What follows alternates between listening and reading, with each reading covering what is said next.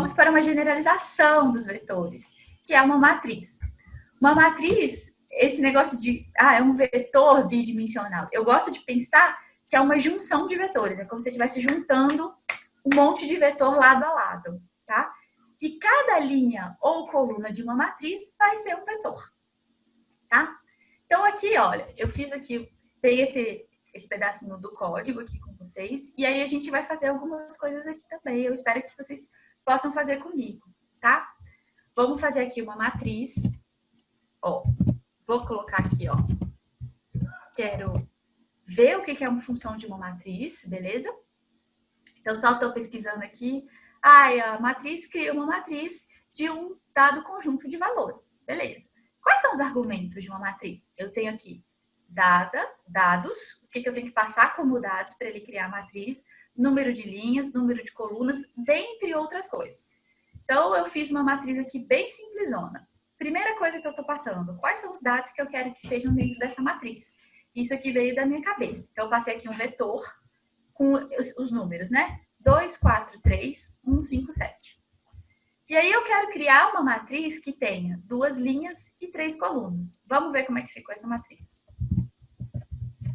Criar essa matriz, vai chamar A maiúsculo. Então, tá aqui. Como está essa matriz? Tcharam! Olha, então ela tem 2 linhas e 3 colunas. Como é que essa matriz foi criada? Eu passei o 2, que está aqui na primeira linha, primeira coluna. Depois eu passei o 4, que está na segunda linha, primeira coluna, aqui embaixo. Espero que todo mundo esteja vendo. Depois eu passei o 3. Aí o 3 ele está na primeira linha e na segunda coluna. Esse é o bichinho aqui. E assim vai. Então, repara aqui, como é que ele está montando essa matriz? Ele recebe o vetor e ele vai colocando no sentido das colunas, tá? Encheu uma coluna, passa para outra. Encheu outra coluna, passa para outra.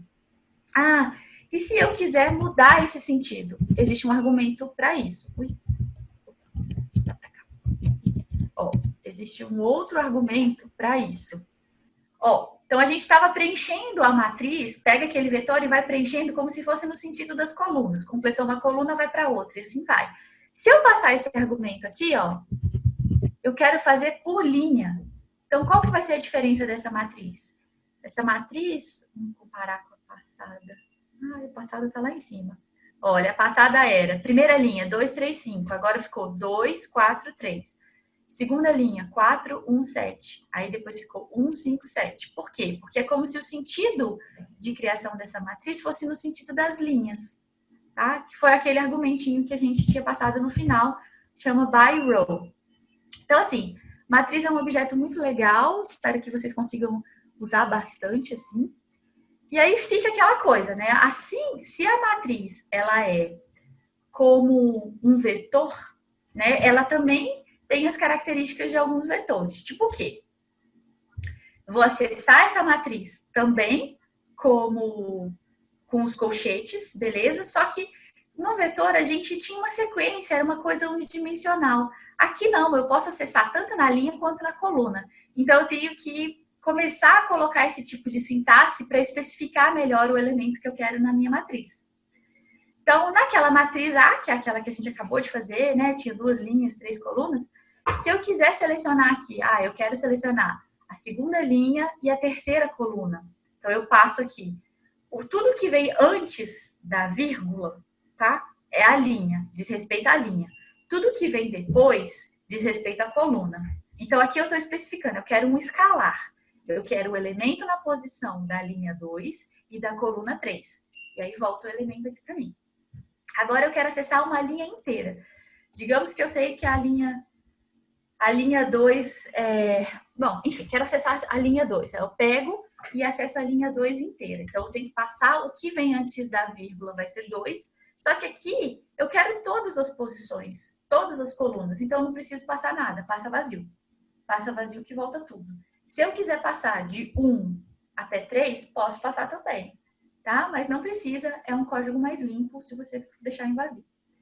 Agora o contrário, eu quero acessar só a coluna 3, então eu deixo o que está antes da vírgula vazio e o que vem depois da vírgula eu coloco o índice para indexar a coluna que eu quero. Tudo bem? Ai, meu Deus. Então, aqui, se eu quiser selecionar mais de uma coluna, basta que eu selecione como um vetor, né? Então, eu vou selecionar a coluna 1 e a coluna 3. Como é que eu falo isso para ele? Pega a coluna 1, pega a coluna 3 dentro desse vetorzinho aqui, ó. Então, repara que o A, a matriz A, está sendo indexada, porque tem os colchetes. Aí eu quero todas as linhas, vírgula. De quais colunas? As colunas que estão aqui dentro desse vetor. Coluna 1, coluna 3.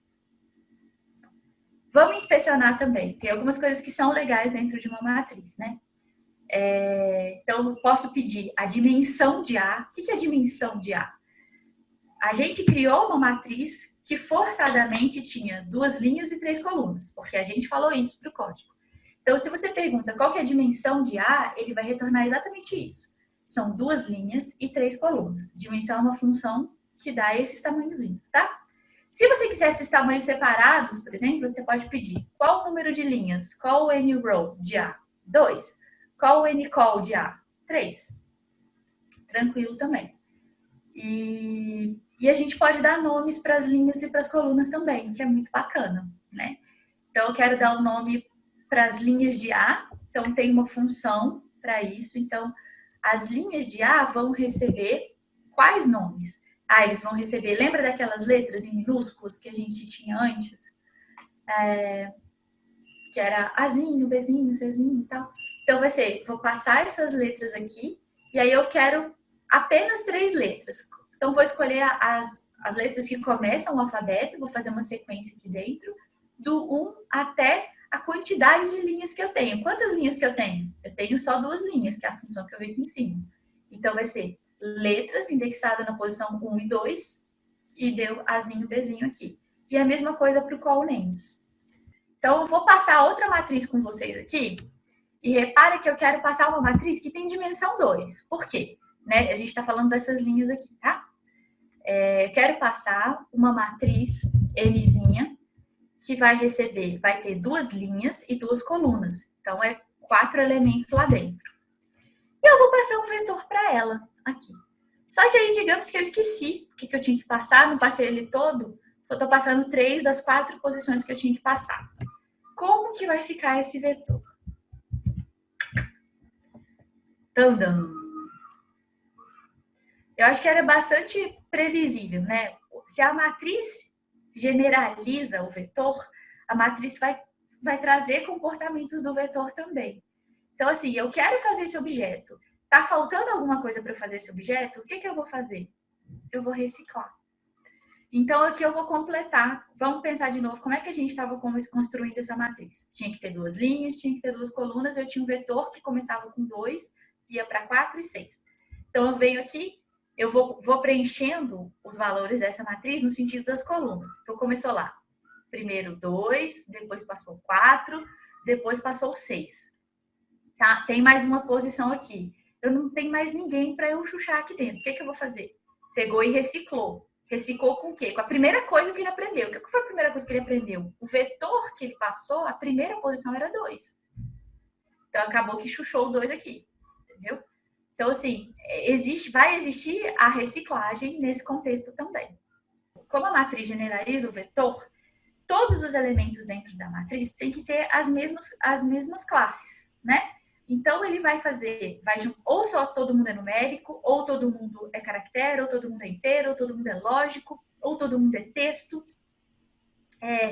Tem que ter sempre a mesma classe. Quando não tem, ele vai forçar, vai fazer aquela conversão de classe automaticamente para a classe mais primitiva, digamos. E aí, se isso funcionava para um vetor, também vai funcionar para uma matriz. Acho que eu tenho um exemplinho aqui também.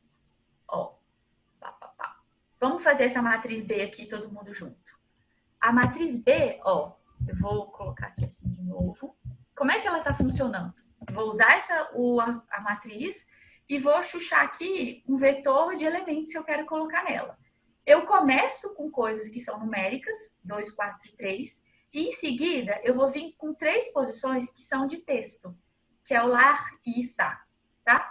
Eu quero fazer uma matriz, eu estou especificando o número de linhas, estou especificando o número de colunas. O que vai sair desse negócio? A mesma coisa que acontecia antes.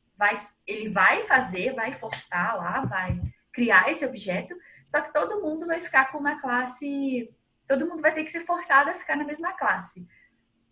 Eu tenho numérico, eu tenho caractere, o que, que eu posso fazer? Passar todo mundo para caractere, porque eu não consigo passar caractere para numérico.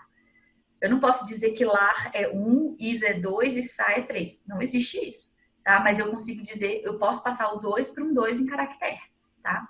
Então, acabou que eu fiz essa função aqui, quando eu juntei essas classes, eu acabei construindo a matriz desse jeito, né? Aí o que acontece? Acabou que você está forçando objetos de classes diferentes, dados de classe, né, elementos de classes diferentes a estarem num objeto que só aceita uma classe. E essa é a limitação da matriz e do vetor, né? São coisas mais limitadinhas assim. Um data frame não. Um data frame ele pode receber cada coluna de uma classe diferente. Por isso que ele se torna muito mais flexível e ele é a estrutura que melhor se aplica a um analista, a um cientista de dados. Porque quando a gente analisa dados, a gente não vai ter dado. Pode ser que aconteça, pode, mas não é comum, né? Você não vai ter dado apenas numérico, você não vai ter dado que é só caractere, você vai ter uma mistura, o mundo é assim. Então, o data frame, essa é a diferença, ele permite que classes distintas estejam dentro do mesmo objeto, a mesma estrutura de dados, tá? Então, que é rapidinho, é só pra gente concatenar as matrizes, seja por coluna, seja por linha, tá? Por coluna aqui, vocês estão vendo que eu tô passando vetores, que eu chamei segunda, terça, quarta, quinta e tal. E eles têm o que como característica aqui? Eles são uma sequência de 5 números inteiros. 5 números, numérico, né? Não tem nada de inteiro aqui. Aí eu passei todos eles aqui. Eu posso combinar esses elementos. Eu posso combinar de modo que vai virar cada vetorzinho desse junto, né? Posso combinar juntando eles como se fossem colunas diferentes. E aí, para isso, eu uso cbind, e o C é para denotar coluna. Ou eu posso combinar como se fosse com rbind, como se a gente estivesse colando por linhas, beleza? Por coluna, vamos ver como é que ficou isso aqui nessas coluninhas aqui da esquerda. Então, eu peguei o meu vetor segunda, repara que ele está todo aqui à minha esquerda, nesse dias úteis, né, que é o resultado desse cbind. Segunda está todo aqui, depois terça, depois quarta, depois quinta, depois sexta. Então, é como se eu estivesse colando um do lado do outro, assim. Pega um vetor, pá, outro, pá, pá, pá. E assim vai. Fiz isso para o fim de semana também, né? Então, aqui, dias úteis está aqui e o fim de semana está aqui. Então, sábado e domingo também foram colados por coluna. E eu ainda posso juntar tudo, juntar os dias de semana com o final de semana, que é o que está acontecendo lá embaixo, tá? E juntou aqui para virar o objeto mês. Então a gente concatenou ali por coluna e eu posso concatenar por linha também. Então aqui, imagina aqui que eu criei uma matriz que vai ter em cima aqui, né? Eu tô criando uma matriz que vai ter 2 linhas e 4 colunas e embaixo eu tô criando uma matriz que tem 4 linhas e 4 colunas. Posso juntar as duas também, matriz 1, matriz 2, estou juntando por linha, como se eu viesse e empilhasse uma na outra. Então, a matriz 1 vai ficar em cima, embaixo dela eu vou colocar a matriz 2. Pá! Então, a matriz 1 tá aqui, porque ela vinha até o 8, até a segunda linha, e depois vem a matriz 2 aqui embaixo, tá? Então, concatenei. Assim como o vetor, existe um conjunto específico de funções que se aplicam à classe matriz, ou seja, se você passar como argumento para essa função um objeto que é um data frame, ele não vai conseguir fazer. Você vai ter que converter para uma matriz, tá? Mas se isso acontecer, a própria função vai te falar, olha, você tem que fazer isso como uma matriz e tal, você converte. Então, você pode somar as linhas, pode somar as colunas, pode tirar a média de linha, pode tirar a média de coluna, fazer diagonal, tirar determinante de matriz. Tem muita, muita, muita função. Então, essa daqui era uma mão na massa, uma coisa pra gente fazer juntos, tá? E aí tinha aquela pergunta, né, que eu acho que a gente respondeu quando eu misturei números com o lar, o is e o sa. Então, a gente pode construir uma matriz com dados numéricos e com texto? Se sim, qual o tipo de dado dessa matriz? E na prática a gente pode? Sim, a gente pode. O que acontece aqui? Assim como os vetores, a gente precisa ter uma única classe dentro da matriz inteira, todos os elementos precisam ser da mesma classe. E aí existe essa conversão para a classe que é mais, digamos, primitiva, tá?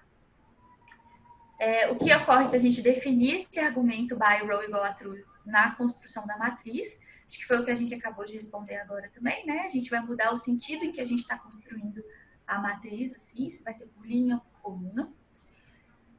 Para construir uma matriz, a gente tem uma matriz que tem 25 elementos, 5 linhas e 5 colunas.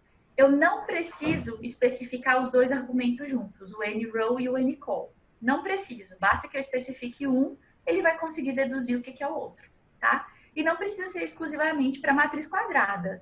Se eu tivesse 24 elementos, 3 linhas e 8 colunas, basta que você diga que você quer 8 colunas, que ele sabe que vão ser 3 linhas, tá? Então, o R tem essas coisas importantes aí na cabecinha da gente. Outra coisa que era legal, acho que vocês também podem pensar na matriz como uma generalização do vetor, então não vai ser uma surpresa para ninguém.